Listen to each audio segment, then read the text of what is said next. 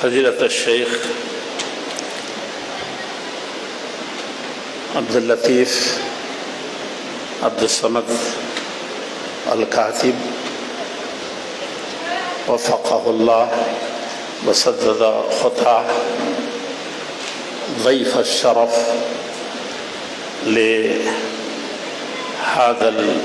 هذه الندوة المباركة إن شاء الله، وجميع الحضور المبارك في هذا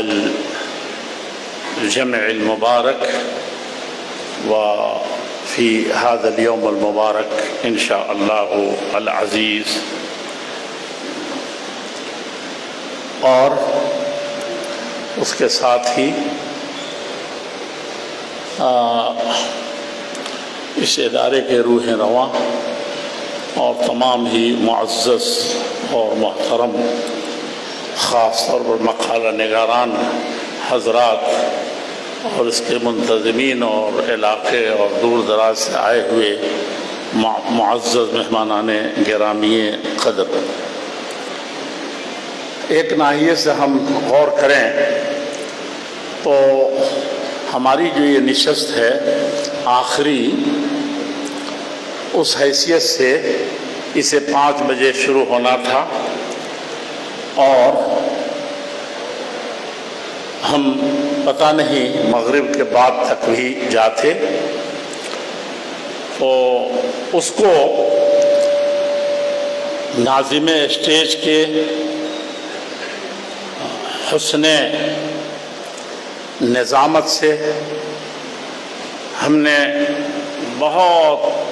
بحسن و خوبی سے وقت سے بہت پہلے اتمام کو پہنچا دیا۔ ظاہر بات ہے کہ اس کے لیے ہم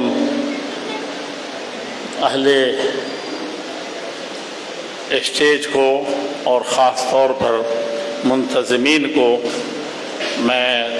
مبارکباد دوں، دعا دوں کہ انہوں نے بڑی اچھائی اور عمدگی کے ساتھ اس مجلس کو وقت سے بہت پہلے، اور سیمیناروں کا جو مزاج ہوا کرتا ہے اور اس کی جو نزاکتیں ہوتی ہیں خاص طور پر، اور وہ نزاکت بڑی عجیب سی ہوتی ہے، تو ان نزاکتوں کو پورے طور پر برتتے ہوئے انہوں نے پورے طور پر، میں کہہ رہا ہوں، وقت سے پہلے ختم کرنا یہ کسی کانفرنس کی سب سے بڑی یا کسی سیمینار کی سب سے بڑی کامیابی ہوتی ہے۔ اور میں اس لیے بھی شکر گزار ہوں کہ میرے ناتواں کندھوں پر آج کی صدارت کی ذمہ داری ڈالی گئی ہے، تو صدر کے لیے ناظم کی جتنی پریشانیاں ہوتی ہیں اس سے زیادہ صدر کی پریشانی ہوتی ہے، اور گھوم پھر کر کے ناظم سے جتنا لوگ ناراض نہیں ہوتے، صدر جو بھی بنے وہ تو کئی طرح سے ذبح ہو جاتا ہے، اور لیکن وہ اس میں بھی بچ نہیں پاتا کہ وہ اگر چاہتا تو مجھے وقت ملتا اور اس کے اندر تھوڑی سی توسیع پیدا کی جا سکتی تھی، اور مقالہ نگاران جس کو وقت مل گیا وہ ایک دوسری شکایت کرتا ہے کہ ذرا سی دیر ہی ہو جائے گی تو کیا ہوگا، گھڑی گھڑی نہ اٹھاؤ نظر گھڑی کی طرف، یعنی سب کے فلسفے عجیب و غریب ہوتے ہیں۔ تو میں اس حیثیت سے بھی اس کانفرنس کی کامیابی پر، اس ندوہ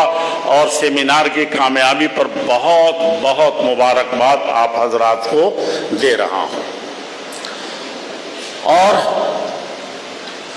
ابھی ہم لوگ مکہ مکرمہ میں ایک عالمی کانفرنس میں تھے، ندوۃ الحج الکبریٰ میں،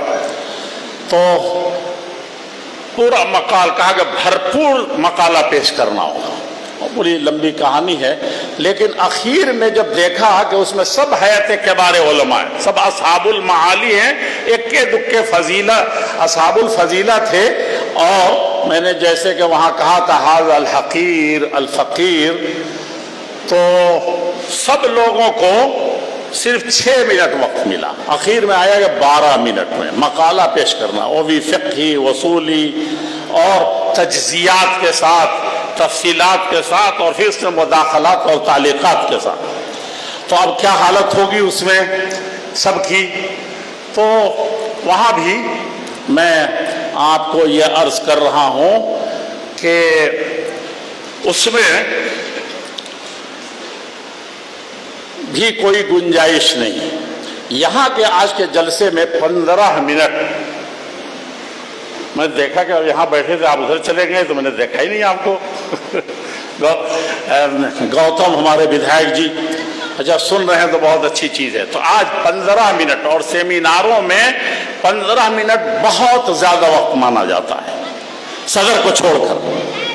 سمجھا کہ نہیں سمجھا؟ اس کے باوجود میں نے کیا کیا ہے، پورا خطبۃ الحاجہ پڑھا ہے، اور اب تک امام البانی کا نام نہیں آیا تو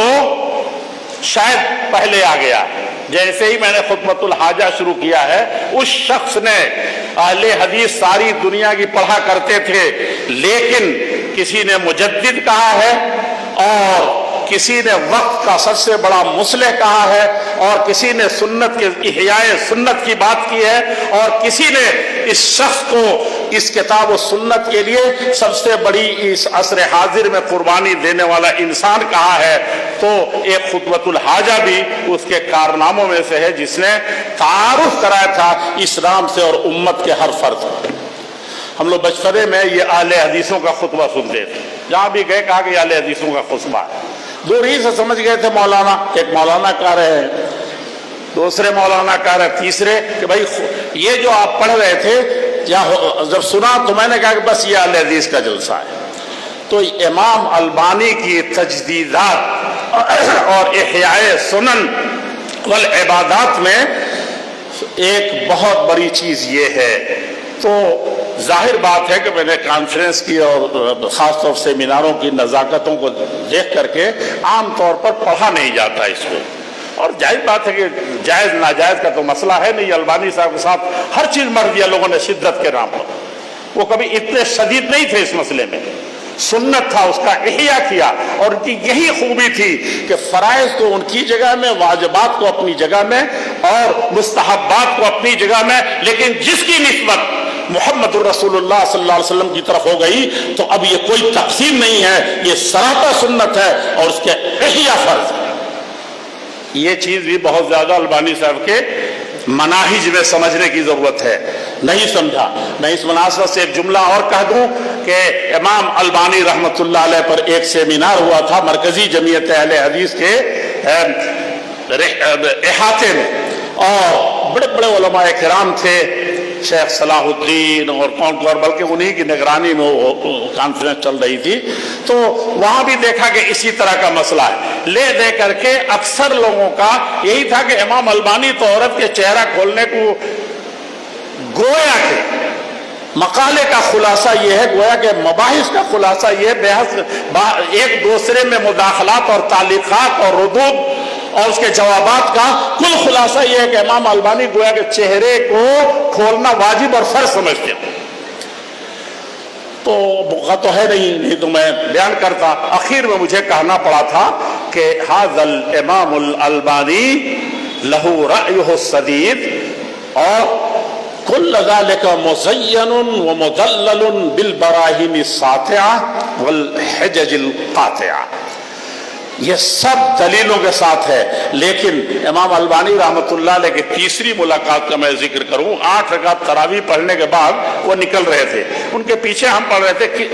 دھیان نہیں تھا، چند لوگ تھے. میں جامعہ سلفیہ سے اس وقت گیا ہوا تھا. امام البانی رحمت اللہ، میں نے کہا البانی صاحب، اتنا نظر آیا تو میں نے کہا البانی صاحب کیا بات کرتے ہو؟ تو میں نے کہا البانی صاحب، اور تب تک وہ نکلتے اور جاتے کہ 10 رکعت 8 رکعت کے بعد جو بھیڑ نکلتی ہے، تو اس کے بعد ہوا کہ سچ مچ البانی صاحب، جا کے آگے سے دیکھو البانی صاحب، امام البانی رحمت اللہ علیہ جب باہر نکلے، اس وقت یہ توسیعات نہیں ہوئے تھے، تو جیسے ادھر نکلے ہم لوگ، تو میں نے کہا جلدی سے گاڑی کرتے ہیں، پتہ نہیں ان کو کہاں جانا ہے.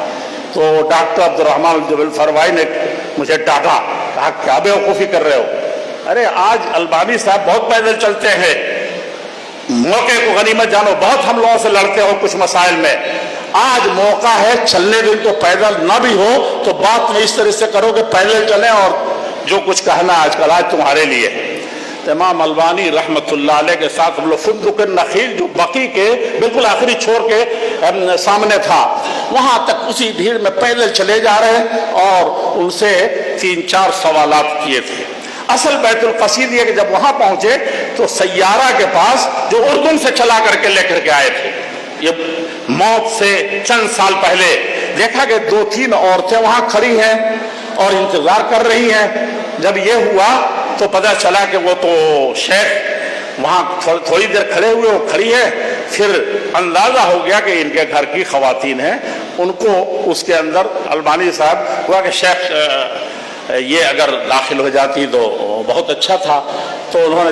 دروازہ کھولا, ان کو بیٹھا دیا. میں نے وہاں کہا جو فقہا الجھ رہے تھے اور ایسا کسی چیز کو, دراصل ہماری پریشانی کیا ہے کہ مسئلے کی بنیادوں کو نہیں سمجھتے اور ان بنیادوں کو بھی جان جائیں تو استعمالات اور احتمالات اور اسی طریقے سے کہنے والا کس طرح منظر میں کہہ رہا ہے اس کو ہم فرض بنا کر کے پیش کرتے ہیں اور توجیہ الکلام بما لا یرضی بہ قائل ہو کہ ہم قائل اور فاعل بن جاتے ہیں. یہ سب سے بڑی مصیبت ہے ہماری. تو میں نے کہا وہاں کہ میری ان آنکھوں نے دیکھا ہے اور البانی صاحب کے گھر کی خواتین تھی. آپ نے سعودی خواتین کو جس طرح سے پیک دیکھا ہوگا کہ 4 سال تک ہمارے بعض ساتھیوں نے قسم کھائی کہ آپ لوگوں کے ساتھ اور بڑے بڑے لوگوں کے ساتھ قصیم سے لے کر کے کہاں کہاں گئے, کسی کا نہ یہ دیکھا نہ وہ دیکھا. ٹھیک اس سے بھی پیک البانی صاحب کے گھرانے کی وہ خواتین تھی. میں نے کہا اور اس پر بھی میرا سوال تھا تو انہوں کا یا ابنی, ان کا جو اسلوب تھا دل کو کھینچ نہیں لیتے تھے, دل کو پورے طور پر